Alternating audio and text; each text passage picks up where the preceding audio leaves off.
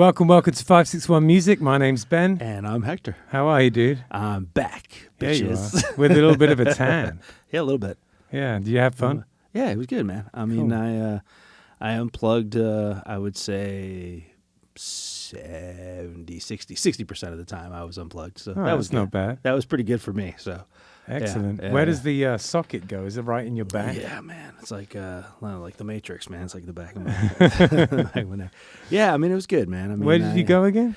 Siesta Key, over to the other coast. Oh, nice. Beautiful white sand beaches and just gorgeous. I've been over to Anna Maria Island over there. It's really pretty, like all the birds and everything. It's a different vibe on that side. Yeah, for sure. Nice thing about Siesta Key is you have all of the beach solitude, fun, whatever, like you do there at Anna Maria, but you're like moments from the city, from Sarasota, so there's 100,000 things to do if you wanted to venture out and do stuff. So it was fun. Did you head out? Not a lot. To be honest with you, I think we got there, we did a little grocery shopping, we filled up the villa with some food and booze, and that was it, man. Like I don't think I left again until it was time to go. Yeah, cool. It was nice, man. Just got up in the morning, having coffee on the beach, and just sat there. Perfect. It's always a bit weird going on vacation somewhere sunny when you live in Florida, isn't it? The point is that I guess if you go far enough away from home, you don't have to worry about it is, everything. but for me, it's more of a nostalgia thing. We used to, growing up, the usual sob story, 15 people in a house. I slept in the bathtub and, all that kind of stuff. So it was a very, very poor household is what I'm trying to say. So we didn't get out very much as far as vacations. And so when we did, it was more of a staycation. We would just do stuff like that, like Siesta Key. Gotcha. So a few years ago, when my dad was sick, we did a family vacation there like we used to when we were kids. And it was my sister and her family and my mom, my dad, everybody. And then after my dad passed away, we decided to continue the tradition. And so nice. we've gone 3 years in a row now. So lovely. Yeah. So it's fun. It's nice. It's nice just to get over there. So. I kept James busy over the weekend. I saw him, man. Did a bunch of duo gigs. It was pretty fun. It's not the same animal without you there, but I know it's better. You can say it. No, but we can still make it work, kind of. But, I feel like every time I go out of town, I see you guys posting duo gigs, right? And then I'm like, damn it. I wanted to play there. We haven't played there forever. Why are they doing it when I'm out of town? It's always these these cool places that either I haven't been to in a while or that I haven't played in a while, and then all of a sudden you guys are like, you did a duo at Propaganda last time I was out of town. Yeah. Now you did a duo at the place over in Singer Island that used to be DOS or something. Yeah. I'm like, damn it! Every time you guys do a duo, it's like somewhere I want to be. Oh man, I'm sorry. You got to stop going out of town. I guess on that note, I'm taking 2 weeks next summer. I'm going to Europe. Just letting you know now. So. Oh, there you go. Can we come and play some gigs? Well, maybe we're going to Ireland. So. Oh, nice. Sounds fabulous. Yeah, man.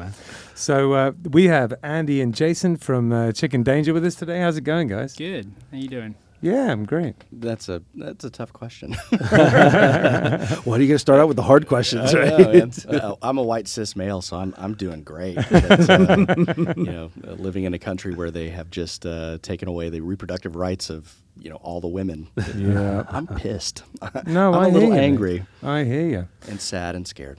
Yeah, it's a weird time, and it definitely feels like we're sort of going back in time into a less permissive and more segregated time, which is very odd. I'm glad we're here to talk about music, though. Yeah, absolutely. It seems to be that's always important in tough times. Yeah, no doubt about it, man. Yeah, when it hits you, feel no pain and all that. Yeah, so let's get into it. What I like to start with is, sort of origin story type stuff. Like how did you start playing music? What was the environment like when you were growing up, and what kind of music were your parents into and stuff like that? Why don't we start with Andy? Yeah, I didn't really get into playing guitar until I was like 14 or 15. It felt like pretty late, I feel like, but maybe not. My dad played guitar growing up, and I was never really into it for a long time. And then one of my friends played guitar a lot, and after watching him a little bit, that's kind of what got me into it. And then obviously because my dad played, there was that kind of connection there, to keep playing. So I guess I hadn't really been playing very long before I met you. No, that's true. We definitely took opposite paths because I never really try and work out how much older I am than you, because it kind of depresses me. But I'm starting to feel that pain in a lot of people I know. Mate. Yeah. I think by the you were like 19 when we met. Mm-hmm. When you were 19, I was like, I don't know, 31, 32 or something like that. Right. I mean, I'd played hundreds and hundreds and hundreds of shows, and I'd gone to school and written big band charts, and then I watched this kid walk in, and I'm like, oh, he's gonna suck. He's just a kid. And I was just like, and he did. Yeah, and he's just, We will like him anyway, so we'll keep him around. So, what was the environment when you were growing up musically, Jason? I mean, my dad, I think, picked a guitar. My mom picked a banjo. Nobody was really serious about it. I really kind of took the bull by the horn, if you will. That's cool. Did they play together ever? I don't ever remember seeing them play together. I remember maybe my dad and his brother, like, playing some like George Strait songs on the guitar together. Right. I remember listening to my mom practice the banjo a lot. We had a piano in the house, so that made it kind of easy for, me and my brother both to take piano lessons. And I did violin in like 5th grade, and then transitioned over to upright bass when I was, I think, a freshman in high school or something like that. But it really didn't kick in for me hardcore until I grew up in the Midwest. I grew up in Oklahoma. And when we were 13, I know. Trust me, every time I go back, I'm like, great. I love my family. No, they all. Oklahoma, of course, it's still there. Has not moved. Wind keeps sweeping on down the plain. No, we moved to St. Louis when I was about 13. So much more vibrant, rich history of music there. And on our way out, maybe a couple weeks before we moved, my uncle we went to say goodbye, and he had this kind of 3/4 size bass guitar sitting in the corner.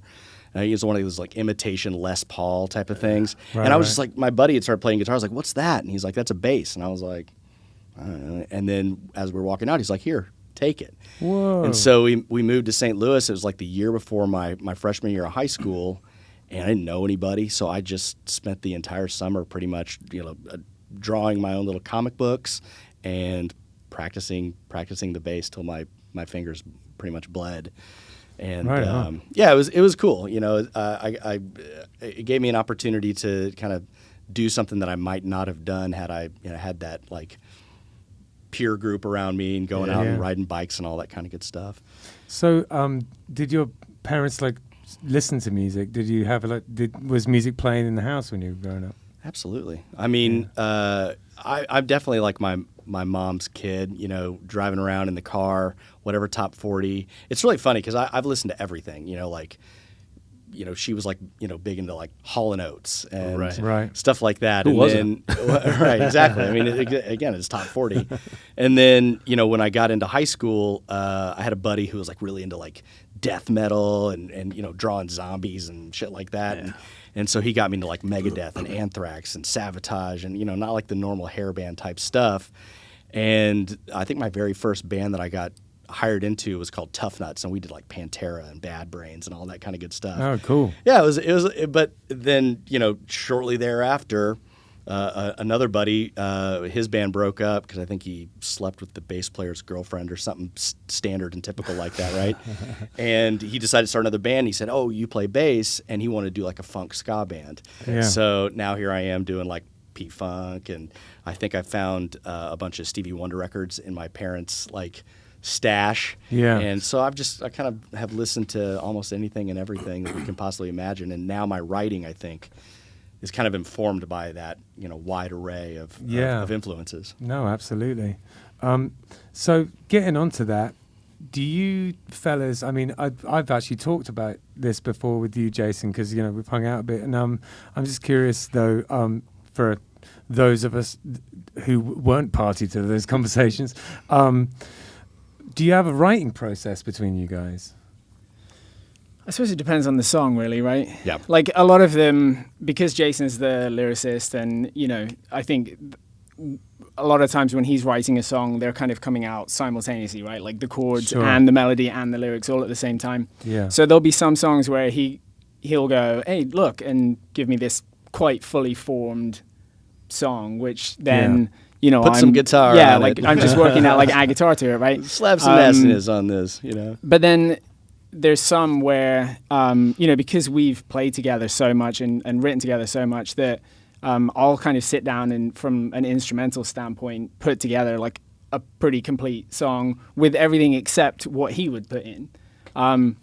Not really like informing the direction that he'd go from like a melody standpoint or anything, kind of leaving it as a more blank slate. I mean, he's for him got a to add that to, stable right? of songs. I mean, right now that just sit there, and it's like anytime I need to like get something out, or if I'm inspired, or you know how you do when you wake up and you've got a lyric or you've got a melody that just won't go away.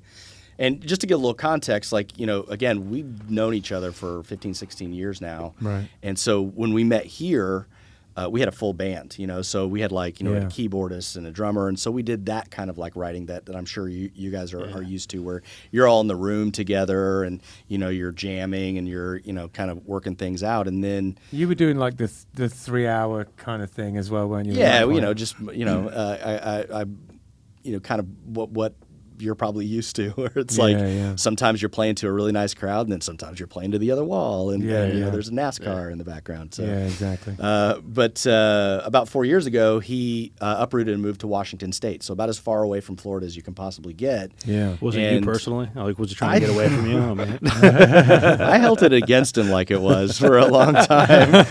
You mother. But dare you know, so we decided, you know, just to kind of make sure we don't lose touch. Yeah.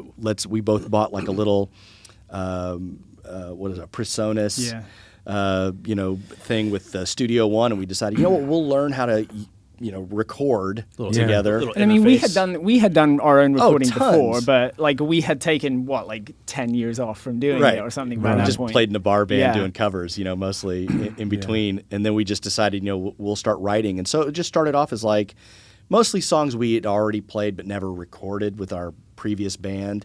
And then as, you know, the juices get flowing, you know, just like he said, you know, I got something, I'll send it to him. And literally it's just, you know, never being in the same room, just the exact opposite where, you know, I can't tell you how good we've gotten at communicating via text. Right, you know? yeah. It's a lot of Dropbox syncing to Yeah. make it happen, you know. Yeah. So I actually do a similar thing with a couple of different people, and it's quite a nice way to write, actually, you know, just bouncing stuff back and forth. And it's also a lovely form of communication between friends, you know. It's Right. just, it keeps you in touch. It's sweet.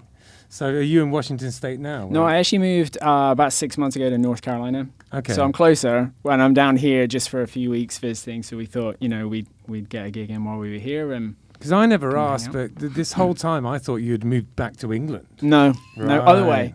I'm all over the place. Right, yeah. Yeah. Okay, yeah. Well, I don't know if we've ever had a fellow Englishman on the podcast, so you might. Haven't be you? No. I was going to ask that. That's Yeah, brilliant. no, we no, should. no. We We've should had start. one. We've had one. Marlon. Oh, that's right. Marlon came I'm the on. second one. You're He's second. not, he's Yes, not yes. listening. He won't. You're second. And you know what they say? If you're in second place, you're first loser. Well, but to make up for it, we should start a podcast. There and you me. go. We don't need them. You know? and it could be That's about true. things that Brits find weird about Right. being in this country. I've got to say, that's not a bad idea at all. Episode 1, Yeah. why did we only take the I out of aluminium? Yeah. But only that one. You know, calcium is still there. Yeah. No one goes to the store to fill up their party balloons with helium. It's a fair point. It is a fair point. I agree 100%. And then you and I can start a duo, just upright bass. There about- you go. how about Dueling we- basses. So, and we'll play all the places that you are upset that they played, but we'll just. Oh, see now, Oh, there now you I'm go. in. I'm in. I'm 100% in. I mean, how crazy would that be? Who would be the low bass and who would be the high? Doesn't matter. We can switch off. Tag team. You're up. I'm playing the ukulele bass. I you come go. and watch that band. James, Hector, and I, James wants to start an all bass. An all bass band. That'd be Like awesome. 5 or 6 guys, just everybody plays a different bass. Call me. I'm in.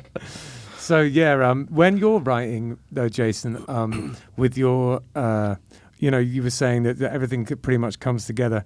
How true is that? And do you have a method of constructing your songs when you kind of come with an idea? It's either or. You know, with either like a vocal melody, and then I'll just sit down at the keyboard, or I'll sit down at the guitar or the ukulele or whatever instrument happens to be handy, and I'll just start messing around with chords. Yeah. And I come from a jazz background, so I'm really adverse to kind of like standard, 1-6-2-5 like chord progressions that you hear in standard pop music. Pachelbel's canon. Yeah, and there's nothing wrong with that. I mean, some of the best songs usually are just like 3 chords. You know what I mean? The entire way through, verse, chorus, bridge, whatever the case might be. But I have been accused definitely of overthinking it at times, and then other times it'll just be I'm just sitting down at my like with my 4-string and just noodling about, and suddenly a really cool chord progression will present itself, and then I'll go, all right, well. And then I'll ruin it with a bunch of tritone substitutions. Exactly. I don't know if I'm ruining it. Really kidding. Making it not radio friendly, but they're not playing me anyways, so it's cool. You heard of those guys, Axis of Awesome? They do. It's a comedy. Like all the songs. It's a comedy group, and they go through and they say every popular song was written with the same 4 chords, and they will literally play like a string of like 100 songs in a row, and it's the same 4 chords. Yeah. Exactly, and it's that. And I it's think it's badass that. too, I think it's the. Is it like 1 5 6 4? Yeah, or right. something? Exactly. Yeah. Or 1 6 4 5. All you're doing is just getting around back to the one. You know what I mean? Exactly. And just as simple as you possibly can. And it pisses me off, to be honest with you. I mean, I listen to pop music, and you listen to Harry Styles and you just go, whoever, if he writes his own stuff, awesome. If he's got other writers, they just know, keep it simple, stupid, keep it simple. Yeah. I've I don't know why, but I've just been sucked in by Harry Styles a little bit. I like it. I can't help it. Because he's from England too. Oh, that's why. Yeah, he's got that pull. I'm for us. Englandist. Yeah, right. Have you heard of a guy called Rex Orange County? No. If you haven't, check him out, because he's like, is he English? Yeah, he's also English. Well, there you go. Trend. And he's one of those guys that like I found on Spotify, and I was like, oh, I found somebody. Like this is my little guy, right? And then he was just in Miami like 2 months ago, and I saw like videos on Instagram, and he's playing to like packed stadiums. It's like he's now like David Bowie big. Oh wow! But what I really like about him is he plays guitar, he plays piano, he sings, and he's not formulaic at all. He'll add rap. He does. I mean, just some interpretive and then dance. just some beautiful songs that are like, some 3/4, and then he'll turn around and do like a total rap song or something, But Neat. check him out if you like Harry Styles, you'll like Rex Orange County. Okay. Both my kids play music and stuff, and my son actually is a really good drummer.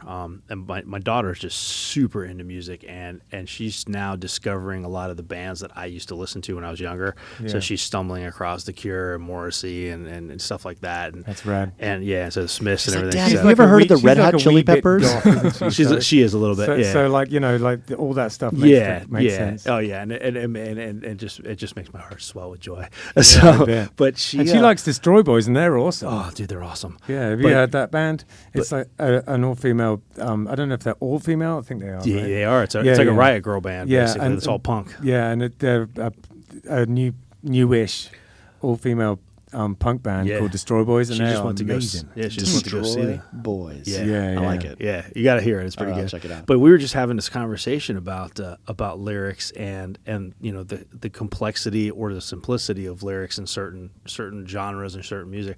And she actually brought up like Morrissey and saying how, there's a lot of these pop singers and stuff, and like you said, it's very formulaic. It's it's verse chorus, and it's and the lyrics, they don't necessarily mean anything. They just rhyme and this and that. But then you listen to something like Morrissey or the Smiths even, but just Morrissey and his solo stuff more so. It's a pity he's such an asshole. But it's 100%. But it's just like it's a story.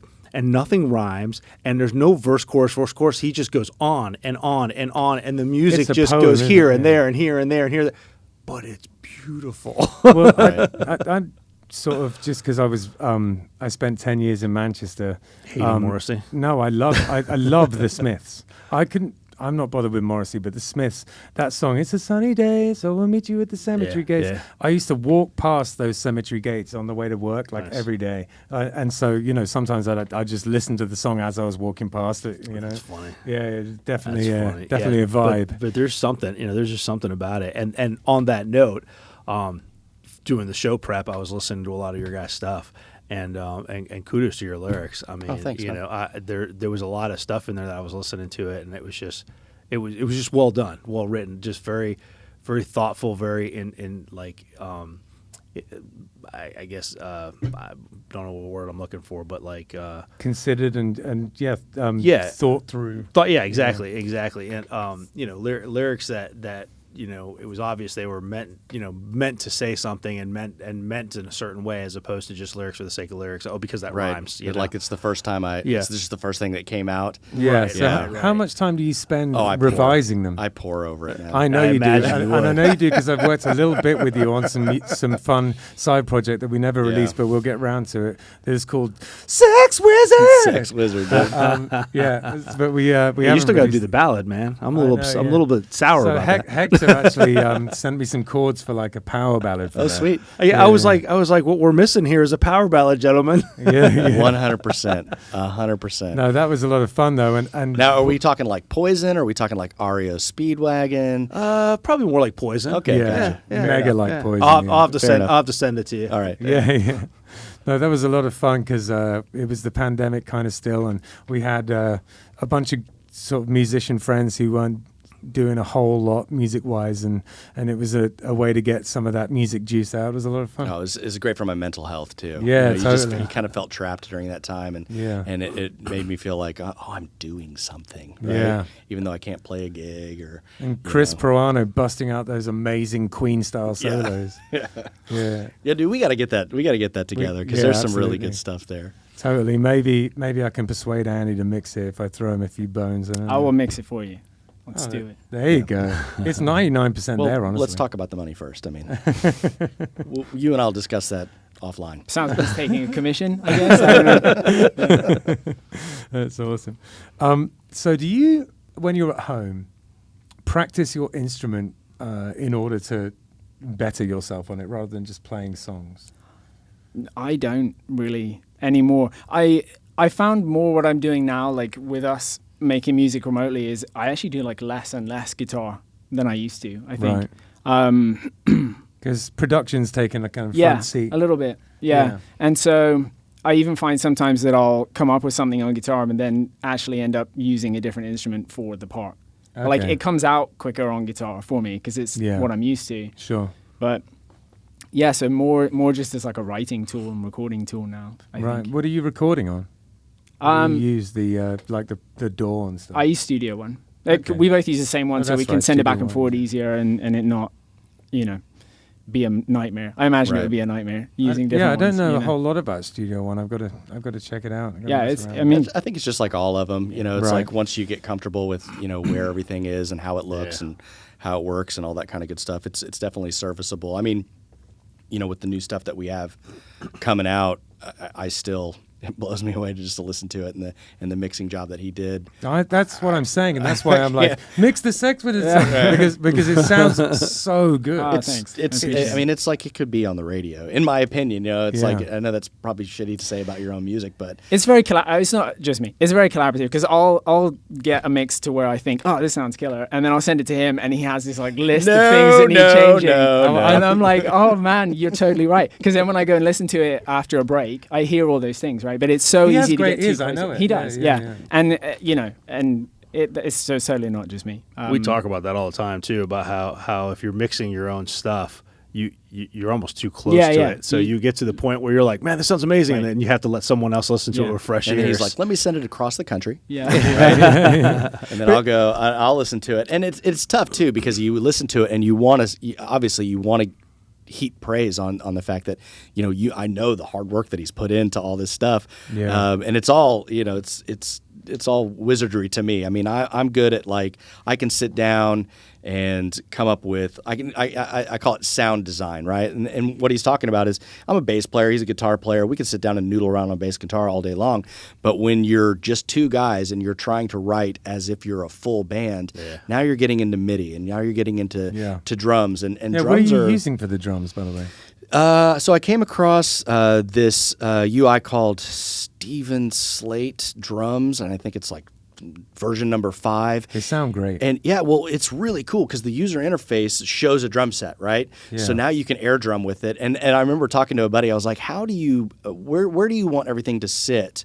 Do you want the drums to be like you're looking at the drummer as you're hearing it when you have the headphones on? And he's like, no, dude, you got to be the drummer. And I was like, why is that? And he's like, because you got to be able to air drum to it, man. I was like, oh, that's right. You got to be able to go so you got to have the hi-hats over here. And when you're doing the crash, you got to have that over here. No one would care about a drummer. No. But if you get it the wrong way around, that drummer is going to be like, what are you doing? Yeah. Right? What were you thinking? So this user interface allows you to then use different patches. And they have these modules. And the one that I found that's really cool is the Patrick Carney, who's the drummer of the Black Keys. Oh. And so he's basically done all of these, velocity sensitive. I mean, sure. it runs the gamut on, and it's all his gear. And so, I mean, did you see the Clyde Stubblefield sample pack that's been going around? We definitely did to check that out, man. That's the funky drummer. That's James Brown's drummer. Yeah. I've been like itching to get down and mess around with it. Yeah. And it's just I love it. It's just such a challenge because, you play your instrument for so long. And I mean, do we practice our instruments? Probably not, but I know he practices songwriting a ton, right? And I kind of view it as I've gotten to the point where I can do that. I love the fact as a bass player, I mean, I can write a song and then in like 10 minutes I can just come up with like what I think is like the perfect bass line. And he'll send me songs and they'll have bass lines on them and I'll go, here, let me put something on top of it. But I put them in there knowing I'm not going like, we should totally use mine. Because I'm a terrible bass player, right? So. And then I'll send him back and he'll say something like, yeah, why did I even send you? Yeah, I don't even know what the point is. But that's the whole thing. I mean, that's where you want to get, I think, as a musician, and obviously I probably sound like I'm heaping a lot of praise on myself, but like I worked hard to get there so that I can just sit down and go, no, exactly. Be done with it. What was did you go to school for music? Yeah, I have a jazz studies degree. Right. Yeah. Okay. Where was that at? So I've been all over. So again, started in St. Louis. I went to school in Illinois at a school called Edwardsville, which is a big jazz school in the Midwest. Right. And then decided I didn't want to do music because I wasn't going to make any money at it. So I decided to become a scientist. And I studied physics for a year. Right. And then I hated chemistry. So then I figured, you know what, fuck it. If I'm going to do music, I'm going to do it right. And I moved to New Orleans and I went to Loyola. Really? Started playing upright bass and really shedding and, going down to the quarter and like, really listening to the right cats and going, oh, I'm not even close. You know what I mean? Yeah. That's kind of what you need. That hardcore inspiration, right. Yeah. And so, it never, I've never walked into a gig and gone, hey, look at my jazz studies degree. I'll see you later. I'm going to take over the gig. But it's definitely been something I think was worthwhile. No, absolutely. And just knowing you and jamming with you and stuff, you have a very in-depth knowledge of it. And also just the way you write songs definitely would keep that fresh because you are searching, you are looking for that chord, you are exploring in that way, which in a sense is a form of practice. Yeah. I send them lead sheets. There's a lot of 9s and 11s and like sharp 4s and SUS written. It's in another there. one of your weird chords. Exactly. We just wrote a song that has a lot of that, and Hector always jokes that he sees like the letter and then just all this incoherent stuff. I'm like, it's a B. Yeah, no, it's a B minor, sus diminished. Whatever. No, it's a B. I'm playing a B. I'm playing a B.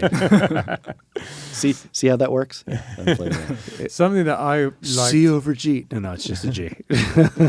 Something that really showed a lot of experience on your part was years and years and years ago. We played a square grouper gig where you filled in on stand-up. Oh, yeah. And the way that your stand-up bass was dialed in was extraordinary. It had this mid-range rasp to it, but it was there was like no feedback, and you could turn it up real loud. I get feedback for days, so It was inspired. In fact, but I play the feedback. So Hector, I make it look like I do it on purpose. Hector does a great He's job. turning around, putting the amplifier. I do. He has a sustain pedal, and what is a sustain pedal? What's it called? Oh, it's that Electroharmonics freeze pedal. Freeze pedal. So he'll freeze a note at the beginning of a song or something, and then start Kinda sounds noodling like over it a little bit, bagpipe or something. and then Right. all of a sudden, like it just like the note just happens to vibrate or whatever, or just the right resonance, and it makes me have this crazy feedback. So I just, the feedback happens to be in the right note. I just ride the feedback like I'm just like, yeah, look at that sustain on my bass. Jimi Hendrix of the Doghouse, man. No, but I was always really impressed with that. That left an impression on me because I don't know if any time before or since have I heard a stand-up bass tone that was like that legit. It was awesome. I sold that bass. What a downer. Yeah. No, it's like I just didn't get an opportunity to play the upright that much, and so you're just carrying it from like property to property as you move around town and whatnot. Yeah. But I ended up getting a really nice electric upright, and it's much more unwieldy. It doesn't look as cool. I grant that. Yeah. But it is half hollow bodied, so it has that nice tone. Yeah. What make is it? And what's that? I don't. You know what? Remember? I don't. It was like a one-off. Like it was like Right. a small batch. I bought it from a guy who got it from a guy type of Gotcha. deal, and I had to Yeah, like yeah. drive out to I don't know. I had to drive like 2.5 hours across the state to the guy's house, and I don't know why he had it, but I used it a few times with Micah. Yeah. And I mean, if he's ever out of town again, Yeah. by all means. Damn it. Just stealing your gig right on your own I podcast. wanted to play there too, and it's going to be one of the cool places that I want to Right. play. No, but I think that that I feel like at I'll be some taking point, selfies. Eat your heart out, Hector. I feel like at some point you guys should bang heads because just whatever you were doing with the compression and the EQ was really interesting. It Cool, man. it just worked really well. Well, you play enough jazz, it's like some gigs you have to get over the drummer. Some gigs you don't. So it's like I think you just learn over time. Like this is gonna work. I'm not. You know what I mean? Like. I guess there's always a little bit of trade off. The more you compress the bass, maybe you lose a little bit of the low end. Which that's your fucking job. You know what I mean? So, but it was an old K bass, like post World War II. It had a really nice. I loved that bass for the E string because it had one of those E strings where you could just hit it and it would growl. It would. Yeah. That's awesome. So you were in a like rockabilly band, weren't you, for a bit? Yeah. Again, that's just like. I feel so bad because we've been in a band together and that's been his only band, right? Yeah. And I've done like I said the Bad Brains and that type of stuff, and then just out of college, young, dumb, and full of cum, I was like, I'm gonna go take over the world, and I was playing a jazz gig at a mall, and this guy called Hudson Harkins. Saw me and he needed an upright bass player, and he had a band called Hudson and the Hoodoo Cats, and they did like Carl Perkins and Wynonie Harris and Louis Jordan and some Elvis and just jump blues and boogie.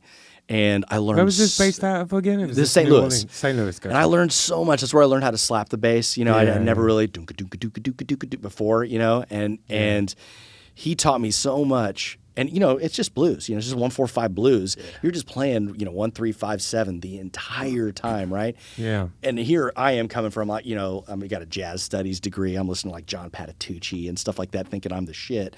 And I feel like I learned more about time playing in a rockabilly band than any other group that I played with. No, that's legit, man. Yeah. I've done. I mean, Where did you figure out how to? Was it Satch that kind of showed you, or did you just figure it out online? No, it just kind of happened like organically almost. Right. I mean, I tried to like so I played electric bass pretty much my entire life since I was like 18, 19 years old. I'm the same way, yeah. And then when I joined Hillbillies a couple of years ago, which by the way, 2 days ago or yesterday, I think it was yesterday, was the 2-year anniversary of my first gig with you guys. Happy Yeah. anniversary. Happy anniversary. When yes. I started playing with these guys, I was playing an acoustic bass just plugged in, and then they were on me about like, you gotta get a stand up.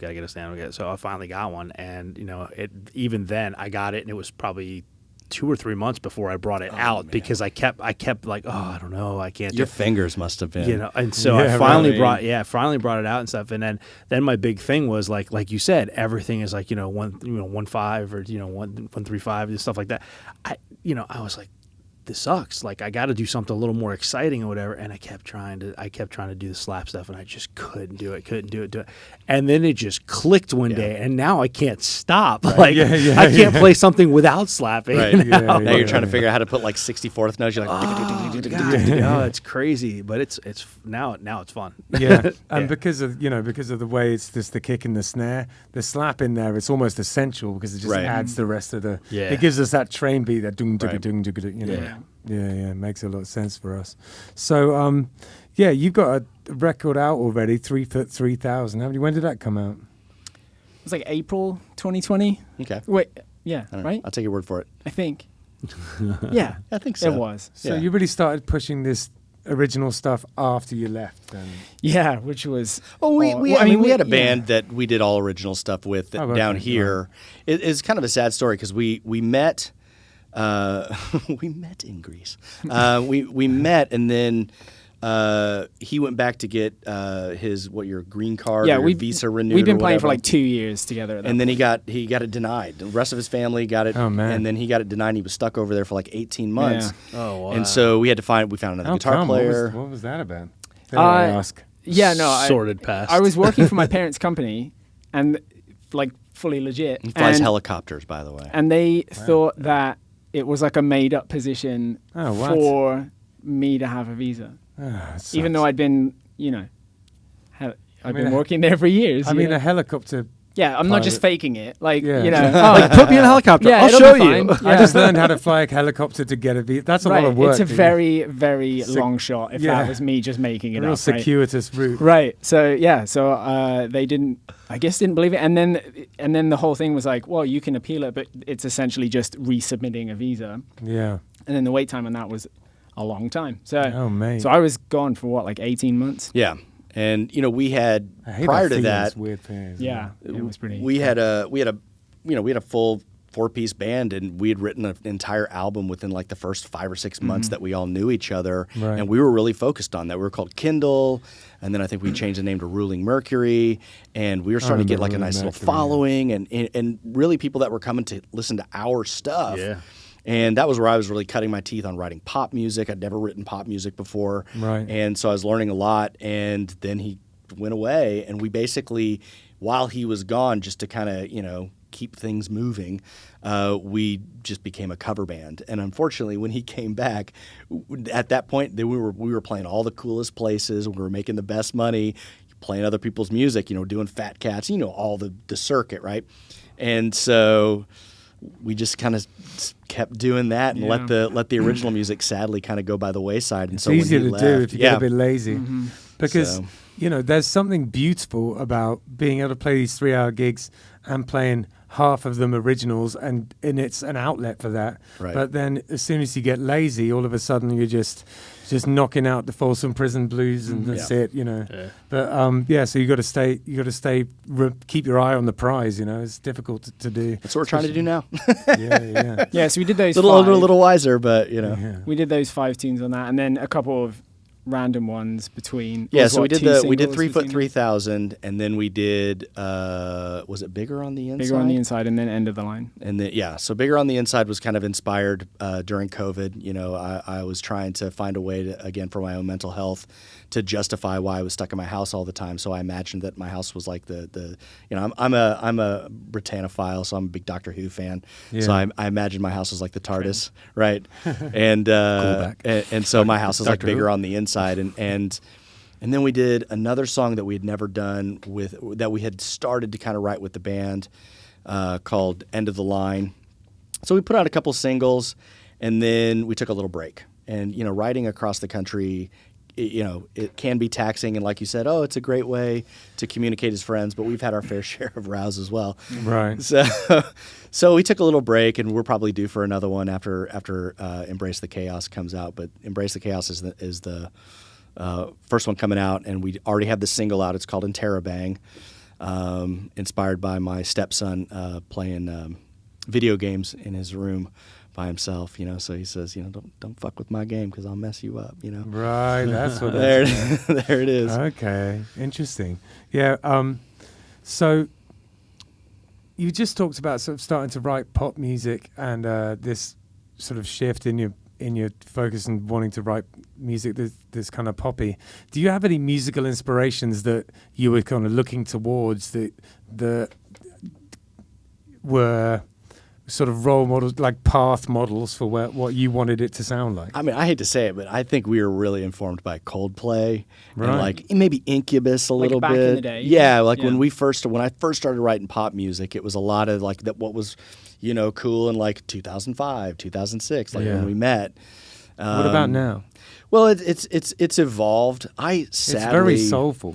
Yeah, see, the thing is that I'm like a Motown. Like Stevie Wonder is like my musical guru, right? Yeah. That's just like everything kind of starts and stops with Stevie for me. So everything that I do, I'm always kind of imagining that he's looking over my shoulder. Oh, that's You know what I mean? vision of like, Stevie, but right? would Stevie approve? I mean, he wouldn't see it. I was Listening about over your to shoulder. say that. You took the words out of my mouth. I was like, well, he didn't really see it though, does he?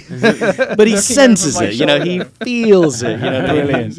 He's He's like a ninja. exactly. I mean, I can feel his hair waving against the If back Stevie of my head. Wonders is watching this podcast, then big up, Stevie. We still love you. But yeah, so How could we not? for me, it's all about musicality, being honest, being real, being organic.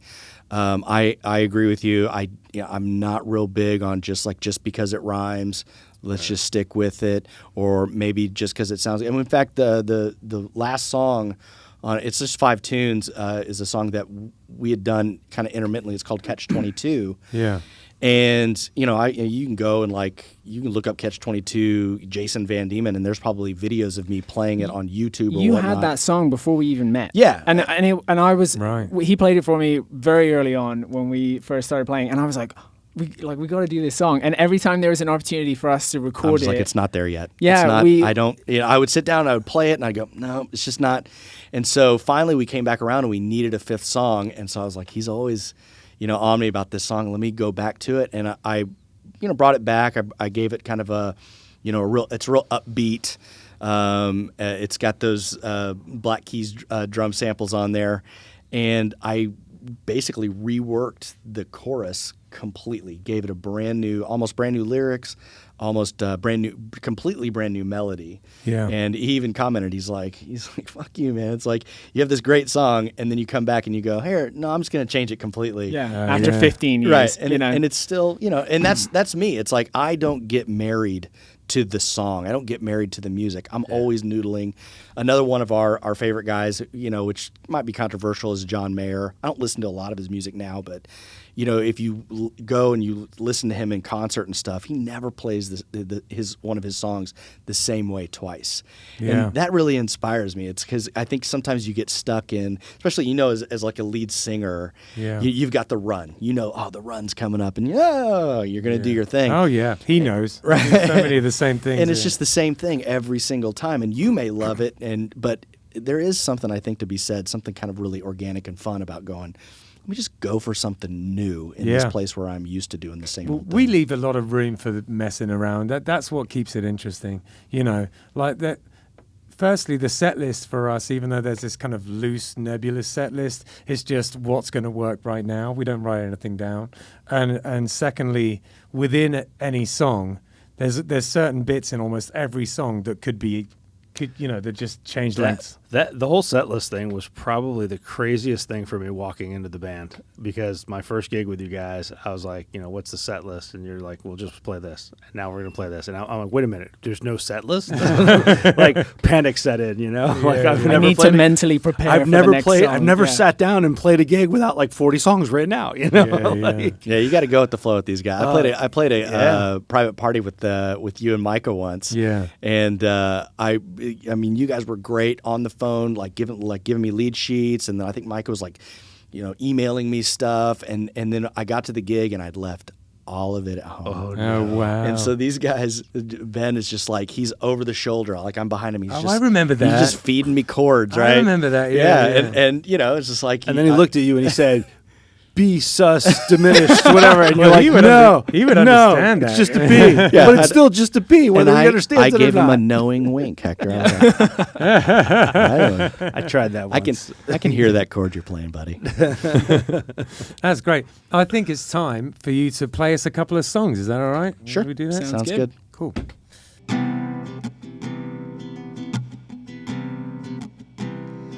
I know that I should start slow. If I want somewhere to go, I need someone to show me. I need someone to throw me a bone.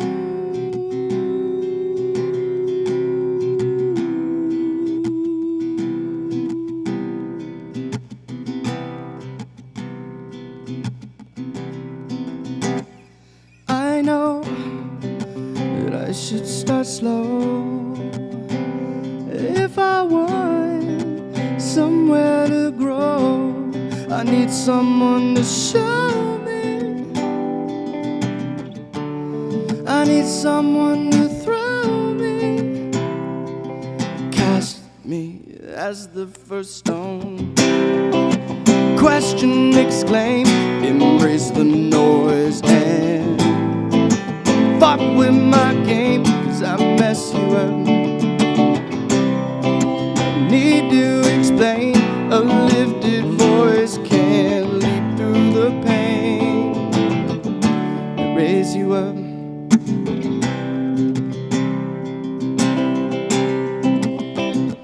I know I should start slow. If I don't, no place to go, we'll have nothing to show. We'll have no book to close, just quiet hate to punctuate. Question, exclaim, embrace the noise and don't fuck with my game, 'cause I mess you up.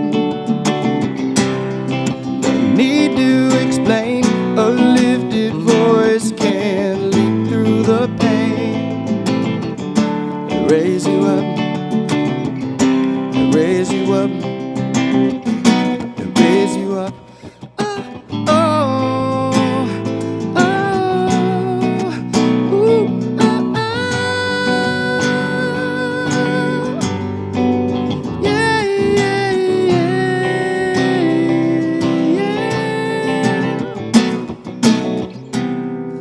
Question, exclaim, embrace the noise and don't mess with my game, 'cause I'll fuck you up. Yes, I will. No need to explain, a lifted voice can leap through the pain again and again. Question, exclaim, embrace the noise and don't mess with my game, just don't do it. Need to explain, a lifted voice can leap through the flames and raise you up, raise you up, raise you up.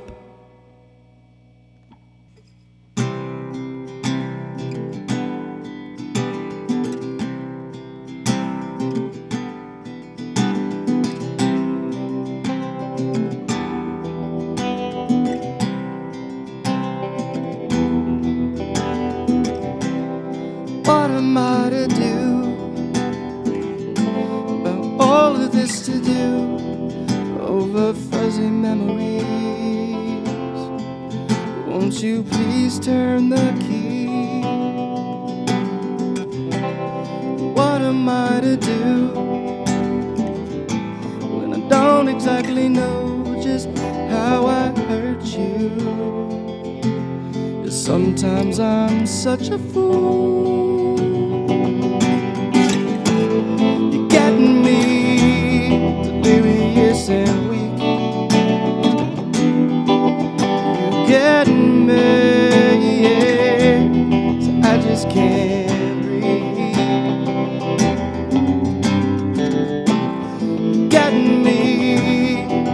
living in the stars, peeling off these scars. You get me, yeah, you get me. Oh, you get me.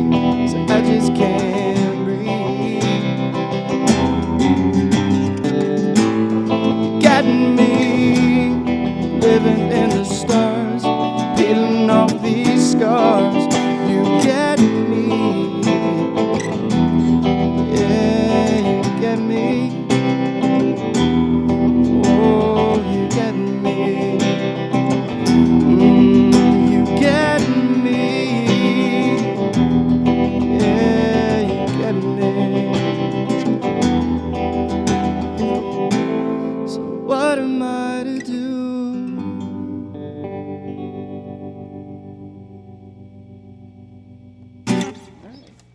561 Music is brought to you by Handlebars Bar and Grill. It's a biker bar in Tequesta. It's a lot of fun up there. You should go check it out.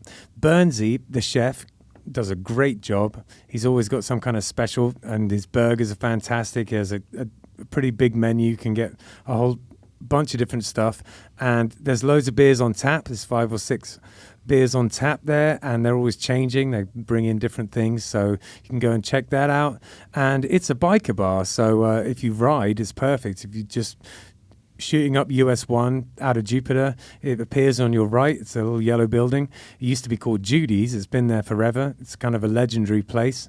And my father-in-law, Peter Pinello, he took it over and he revamped it, repainted it, cleaned it up, made it nice, and now it is back up and running. So if biker bars are your kind of thing, you should go and check it out. And even if you don't ride, there's plenty of parking, so, you know, come by and just check the vibe. And there's always a bunch of bikes out front, so if you're into classic cars or classic bikes, it's a pretty interesting place. My father-in-law is a big fan of BSAs, and you know, sometimes he'll ride one of his BSAs up there. And my brother-in-law PJ runs a motorcycle repair place, a British motorcycle repair place, and a lot of the people who get their bikes fixed there, you'll see them coming through Handlebars. It's pretty interesting. There's a bike night on the second Thursday of every month, and there's a jam on the fourth Sunday of every month. At the moment, we're having a little bit of trouble with the village of Tequesta being irritating about the noise. So once we get over that hurdle, the music will be back. But until then, just come and enjoy the vibe. It's super chill and a really fun bar. Now, the other sponsor that we have is Oasis Root Kava Bar. If you don't know anything about Kava, it is a Polynesian root that you grind up and you mix with water, and it gives you a little bit of a warm feeling, and it's just a kind of a social drink. They used to use it ceremonially or for parties and things like that in Polynesia, still do, for thousands of years. Now, for the past 15 years, it's been steadily growing in the USA. If you've never been to a Kava bar, you should just go check it out. You know, first, just for the novelty value. If you've never done it, it's pretty fun and interesting, different thing to do. And then you might find out that you like it.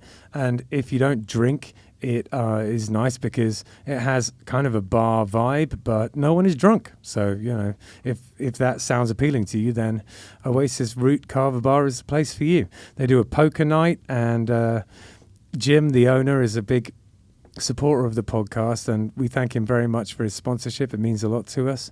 You can find it in Sea Grape Square on Indiantown Road in Jupiter.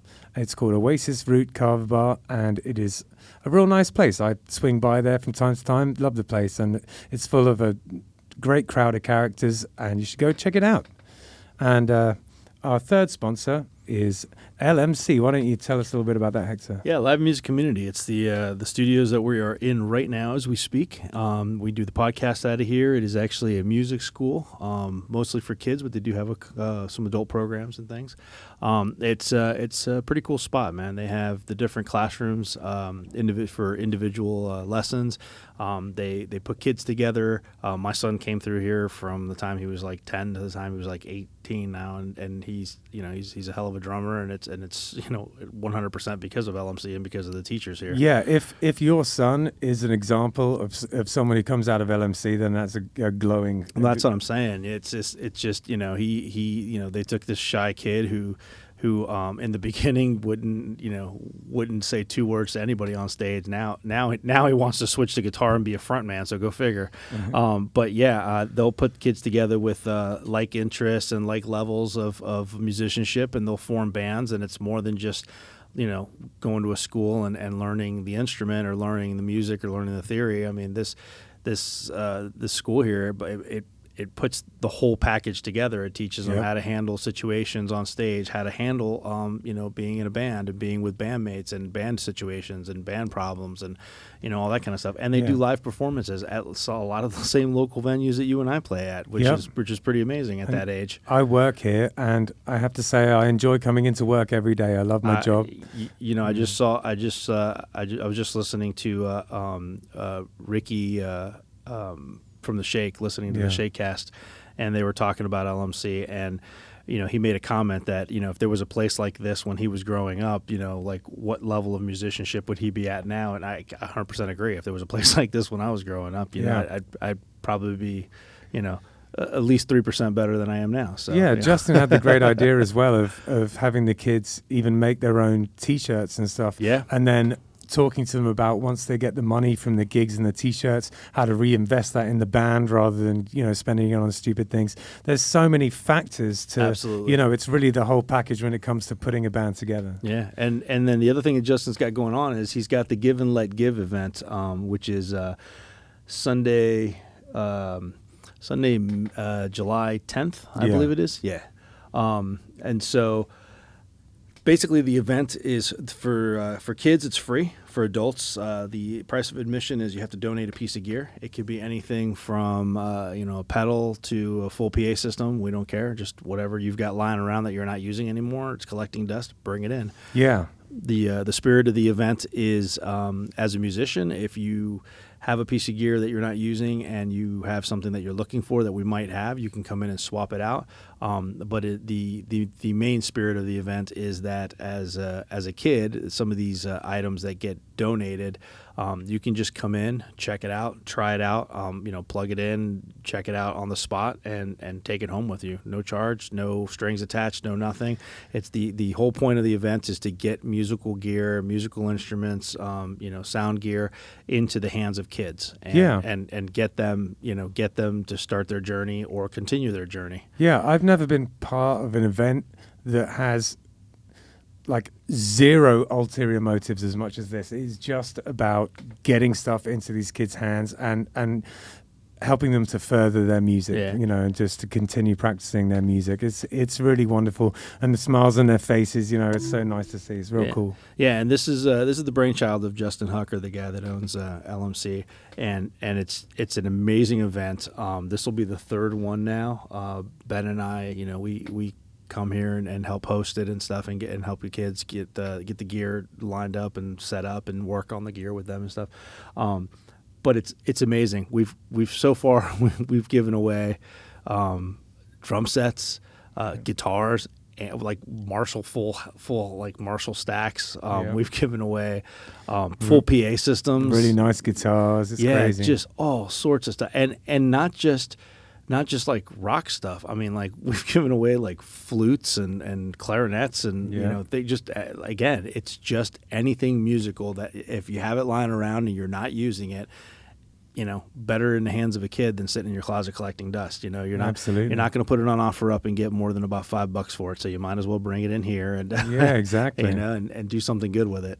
Absolutely. It's about this stuff being used. That's what it was made for. So, if Absolutely. you've got anything lying around, bring it over. And on July 10th, you can either bring it beforehand and we'll just add it to the pile, or you can bring it on July 10th and come with something and leave with something. It's up to you. Yeah, definitely. So, Andy and Jason, we were just talking about live music community and the fact that it's a school and we teach bands. Do you have any advice or any sort of pearls of wisdom that you would give to a young musician who is sort of starting their journey? Like anything that you think would be a good thing to know, My 7-year-old son really wants to play guitar, but has like zero patience yet. Yeah. So because he's not awesome immediately, he's like, puts it down. Yeah, that's a lot. So I have to A lot keep of telling kids. him, like, you just, it takes time, right? You have to Yeah. just play and play and play. So I think that would be it for me, is that you're not going to see like immediate awesome returns right away. It's not a video game. Yeah. And, I guess that comes with some I maturity. think that's one of the as well. hardest things for kids is I mean for some adults, because I know for me, I do the same thing. If I try it and I don't get immediate gratification, Yeah. I'm just like, I'm done. But yeah, you definitely have to put a bit of work in. That's for sure. I think when I was learning guitar, I was at boarding school and I was a little bit socially awkward, so it kind of gave me a little bit of a crutch, just to hide away and practice on that thing, and kind of gave me an identity in a way. I think that's for quite a lot of people actually. But what about you, Jason? You got any pearls of wisdom over there, old chap? None from me. I got the opportunity once to meet Herbie Hancock, which was a super huge honor. Yeah, absolutely. And we asked him kind of the same question, and it's kind of standard. I think you've probably heard it in some form or fashion, but he said, work hard, practice, get good at your instrument. Make sure you can read music. And looking at you. No, I'm For those of you listening and not watching. But he said, remember, it's just music. Don't forget to have fun and be creative and think outside of the box and try to go for stuff even if it doesn't work. I tell kids that all the time when they're getting super stressed out about the performance. I'm like, the worst thing that can happen is you play music wrong. That's the worst that could happen. Most of the time, you're only a half step off, anyways. Exactly. And then it's just jazz. That's a Victor Wooten one, isn't it? That's what he said. I think another thing as well is that even though it's intimidating, is to play with people that are better than you. Yeah. Like that was intimidating for me joining the band, because you and Ethan at the time were like, a lot more advanced in your music development than me. And, Right. But I have to say, this guy, he just always plays the right thing. Right, There's one. I remember one time I wrote a song, and I had, just like you said, kind of the bare bones of it, the cage, if you will. And I sent it to him, and I was like, I need a killer guitar part. And when he sent the guitar part back, and I heard it, I wept. I was so moved, because it was just like, I never would have been able to, replicate that using some kind of MIDI ARP instrument or something like that. But it was just perfect. I couldn't have even have imagined it. And now when I listen to it, I go, "There's no other part for this song." It's like a 50-50, because sometimes he's crying because it's awful. Right. Literally What were you crying. thinking? Yeah. So, as long as it works out every now and then, we're good, right? That's a really good piece of advice, though, because I would say that I 100% agree with that, is surround yourself with better musicians. I know for me, I've been in bands where, I was mediocre at best and I was the best musician, and it just would just drag on for a long time of just being mediocre. I met Justin when I was in the Nirvana tribute band, and Justin's a perfectionist and he's really good at his craft. And so just being in that band with Justin made me, over that short period of a few years with Justin, I improved way more than I had all the years prior, just because he always drove me to be better. Right. Yeah. He would bring things to me and be like, hey, that's pretty good, but try this, or hey, those notes are this or that or whatever. It just made me that much better. And now, take it to the next level with Killbillies, it's the same thing. James is an incredible musician. Ben's just unreal. He's just not even a human, so we won't even go there. And being around these guys, like, I mean, if you would have told me 2 years ago, 3 years ago, I was going to be playing stand-up bass and doing slapping and all this stuff, I would have been like, you're high, like, there's just, you're crazy. But I'm so much better as a musician now than I even was 2 years ago, just from being in Killbillies, and it's because everybody around me is a better musician. It just drives you to be better. I think it's one of the things that actually kind of turned me off. Is the reason I took a year off and decided I was going to go into physics was in the institutional level, they tend to, like, when they do combos, they tend to put players of all the same level together, and I could never figure that out. And maybe it's a hit for the the saxophone player who sounds just like Charlie Parker to have to play with somebody who's not at his level or her level, but just like you said, it's like if you're around somebody who inspires you and pushes you, it might inspire you to pick up the instrument just that one more time, and give you that motivation to keep going. But no doubt about it. I can never figure that out. Why put all the crappy kids in the same band together? You know what I mean? Yeah, I feel that, absolutely.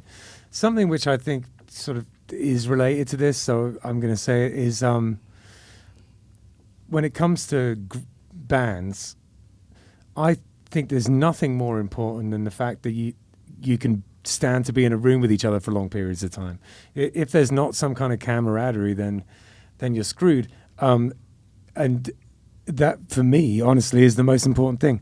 more so than even being able to play the instrument. Like, you could always learn to play an instrument, but if you hate each other, that's the just worst. terrible. I mean, you are forgetting that I moved 3,000 miles away. So, I didn't say it out loud. Still couldn't escape it.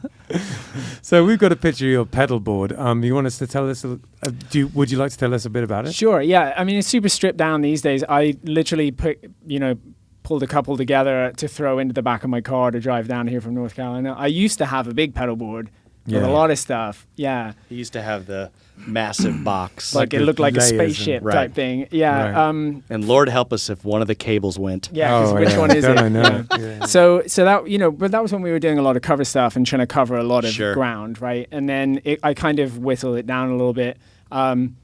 And then this is just literally a couple that I threw in my car to do the show here today, and for the one that we're playing in a couple of days. Tell us a bit about that Strymon. Yeah. Yeah, that's like a tremolo and reverb pedal in one, which is really good. I use that and another Strymon pedal I actually record a lot of guitar just direct in now with the Strymon Iridium, which is like an amp sim. Yeah, cool. But I brought my amp down for this.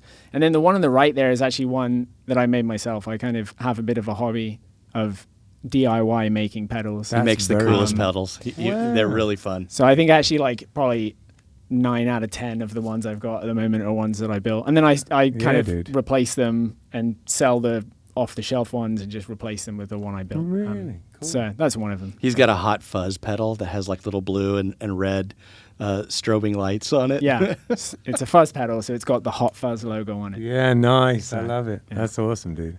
Yeah, cool. And the carbon copy there. That's a delay. It's a little delay. Yeah. Good stuff. Okay, so the next thing is, what have you guys got coming up? Oh, well, yeah, so we have our EP, Embrace the Chaos, releases this Friday in all the places that you can find it. We've already put out the second tune on there, Interrobang, which is one of the songs we performed tonight. And we're pretty stoked. I mean, we kind of hit a brick wall with it maybe about 6 months back, and then when Chick was going to be here, and you guys gave us the opportunity to come on here and talk a little bit about music, and then we got the gig over at Brewhouse on Saturday. It just made sense that we needed to get the EP done so that we could have something to talk about, some new music, maybe drum up some business, get people to come out and hear us play. That's cool. Yeah. One of the things I forgot to do was ask you what those two songs were about. Can you give a little bit of a kind of a...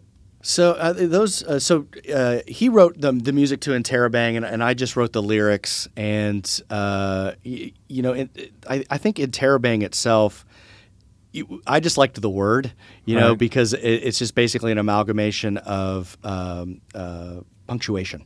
Right, and the most common one you see is the question mark and the exclamation point.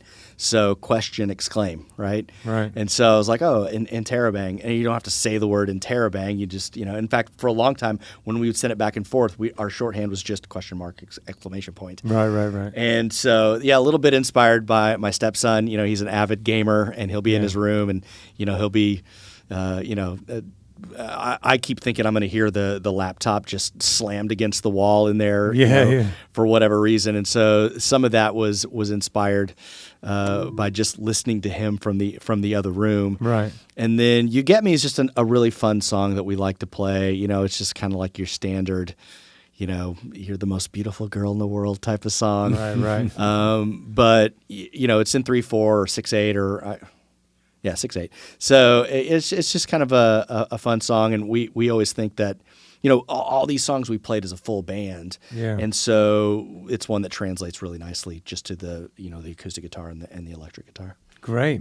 Anything else you want to push or plug? Socials or anything like that? Wow, we can cut all that on the end of the episode. My brain went to a different place when you asked me. I wanted to plug. Yeah, we'll put all your stuff in the show notes and everything, so we'll tag all that stuff and everything. Yeah. So it'll be all in there. And I'm bummed, man. You guys are playing. Brewhouse. I just moved to Lake Park like 3 months ago, so Brewhouse is quite literally 2 blocks. Like I could walk to Brewhouse. I'm dragging him all the way up to a gig. But we're gonna be, of course. But we're gonna be up in Vero for a gig. Yeah, so. musicians never get to see other musicians. It's such a rarity. Whenever I get a night off, I almost don't know what to do with myself. Right. I'm like, and what? it's hard because it's like you want to go and you want to support your friends, but also you don't want to be in a fucking bar. It's like, why do I want to go? Why do I want to go to work to hang out? Right. Kind of, yeah. It does get a little bit like that. So on Friday, July the 1st, we are playing at Conky Joe's in Jensen Beach from 8 to 11. And then on Saturday, July the 2nd, we are playing at the Kilted Mermaid in Vero. That place. Super cool place. If you've never been to the Kilted Mermaid, you should go check it out. It's really weird, but in the best possible way. It's the Kilted Mermaid. The guy wears a kilt. I mean, they really go in the whole hog. Yeah, And it's funny. It's not a big place, but it has a huge patio, and then they put speakers all out there, and everything's piped in from the board inside. So no matter where you're at, you hear the band. Yeah. So yeah, it's pretty cool. That's pretty cool. And then on the 3rd of July, we're playing a private party. So we're not going to say where that is in case a horde of people shows up. You don't want to dox here. Because a horde of people always show up to our gigs. Yeah, of course they do. What are you talking about? Yeah. All the time. Anyhow. Thanks so much for coming on. Oh, thanks for having us. Second Brit, put it there. I know. Oh, boy. Here we go. Thanks, buddy. Thanks, Jason. There we go. Thank you, fellow American. High five. And for those of you that are listening and watching, we thank you. As always, like, subscribe. Yes, please. Yes, I think there is a subscribe button there somewhere, maybe above Ben's head right now. Should be anyways, and if there's not, I'll put one in.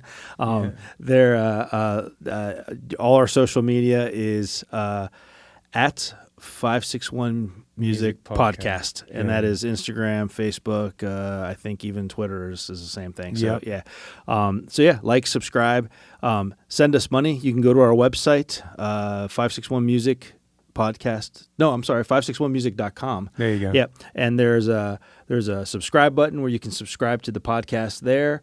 So you can get it on all the different places that podcasts are offered.